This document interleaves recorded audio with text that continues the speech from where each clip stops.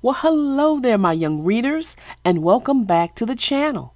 And if you're new, welcome. I'm so glad you could make it. We have a channel's favorite, the Berenstain Bears, and they're going camping in this story. Have you ever gone camping? Is that something you'd be interested in? Do you think camping would be fun? Well, in this story, we'll get to see how the Berenstain Bears feel about it. Hi, my young readers. Before we get right back to today's video, I just thought I'd pop in and let you all know many of you have kindly asked how you could support the channel. To help keep our storybook world growing brightly, I've set up a simple way to offer a virtual cup of coffee, or cocoa, whichever you prefer, via Ko-fi. There is a link for this in the description. Your support means the world. It directly helps me. Every single coffee is a huge hug of encouragement, and it helps me dedicate more time to creating joyful, engaging, and meaningful content for my young readers. Storytime is a gift we share, and your support helps me keep giving it. Thank you for being part of this cozy storybook world. Whether you can support with a Ko-fi, by sharing our stories, or simply by tuning in, I appreciate all of you. So if you're not ready, go ahead, go get your snacks, go get your drinks, pause the video, run to the bathroom, come on back, and we'll get started. Stay tuned.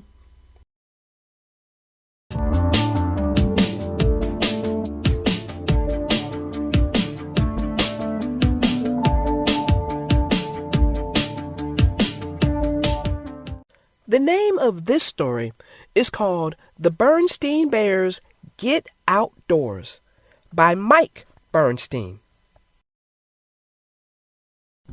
Honey, sister, and brother are getting outdoors.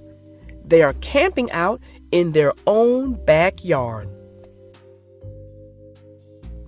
Papa sees them. "Oh boy," says Papa, "a backyard campout. I love sleeping outside. I will join you." "I am a good camper," says Papa. "I know all about camping out. I will show you what to do. First, we will set up our tent," says Papa. Papa puts up poles. He puts up ropes. He tries to set up the tent. But the tent falls down. "That gives you an idea," says Papa. "Now you do it." The cubs know how to set up a tent. They soon have it up. "Next, we will start a campfire," says Papa. "We need a fire to cook our hot dogs." Papa gathers wood. He tries to light the wood, but it does not catch. "Do not worry," says Papa. "I can light the fire. I will light the fire by rubbing 2 sticks together." Papa rubs 2 sticks together, but he soon gets tired. "That should give you an idea," says Papa. The cubs know how to make a fire. They soon have the campfire lit. The cubs cook hot dogs. Papa eats a lot of hot dogs. It's getting dark. "Now, it's time to tell spooky stories," says Papa. Papa tells the story of the ghost of the forest. It's about a ghost who sneaks up on campers. Then the ghost jumps out of the woods and scares them. It's a very spooky story. Papa hears a spooky noise. "What is that?" he asks. He sees glowing eyes in the dark. "It is the ghost of the forest," he yells. He hides in a tent. But it's just Mr. Raccoon. He saw the cozy fire. He smelled the hot dogs. "Will you join us, Mr. Raccoon?" asked the cubs. "Don't mind if I do," he says. Soon, it's time for sleep. They all get into their sleeping bags. The cubs fall asleep quickly. But Papa hears spooky noises. He thinks it is the ghost of the forest. He cannot fall asleep. I will never get to sleep, he says. I will never get to sleep, says Papa. He falls asleep. The cubs soon wake up. They are cold. They go inside the treehouse to sleep. In the morning, Papa is still sound asleep. He snores and snores. Nothing can wake him up. He really is a good camper. Hooray for Papa!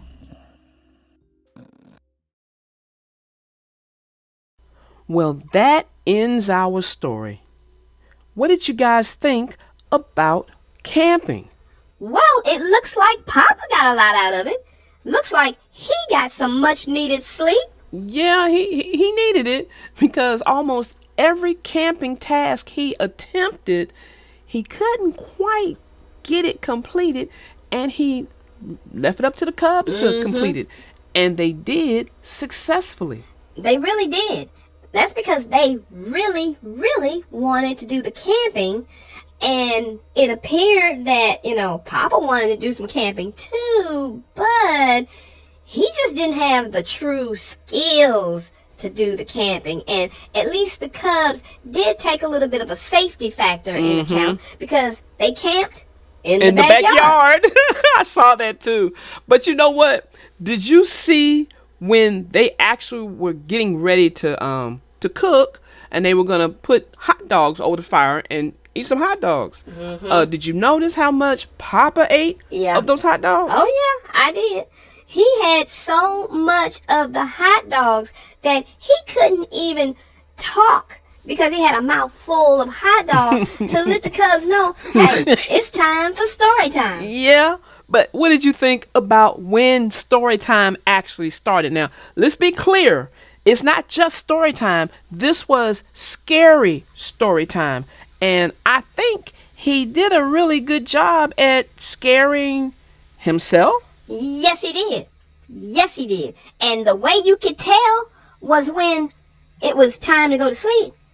Everybody, which means the cubs, was able to go to sleep except for him. And it was the little things that kind of drove him nuts.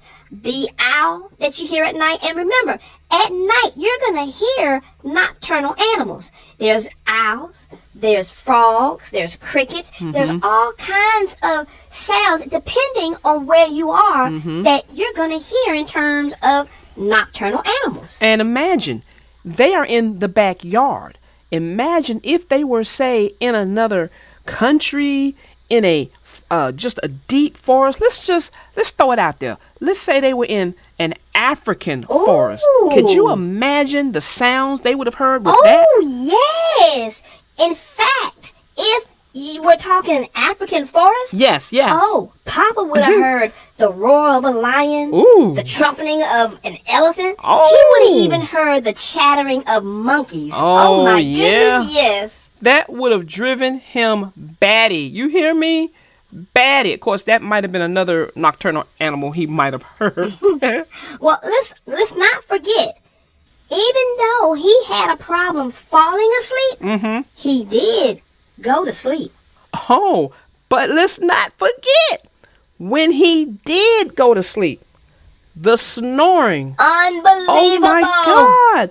It was like he was his own nocturnal animal making that snoring sound. And I'm betting you that the cubs, they didn't leave and go back into the into the treehouse because they were cold. I bet you they went in there because they got tired of hearing Papa's snoring. That's scary to hear. Yes, it was. Oh my goodness.